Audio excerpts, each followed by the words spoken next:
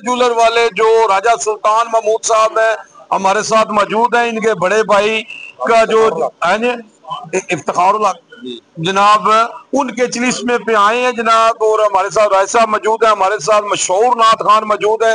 आए इनसे कहते हैं जनाब, वेलकम करते हैं और क्या सुनाएंगे जी आज। जी अस्सलाम वालेकुम।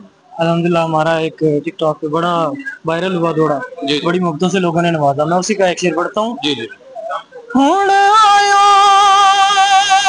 ते मैं जान ना देसा, जले कौन हिजर दियां मारा,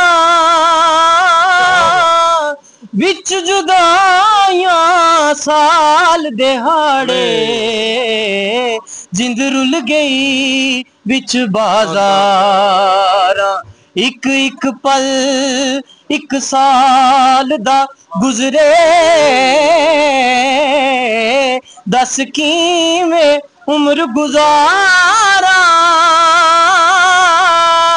आज़म बाग बहिश्त न भावे, मैनू बिन सजना बिन यार। क्या बात है जी, क्या बात है, माशाल्लाह जी, बहुत प्यारी जनाब आवाज है जी।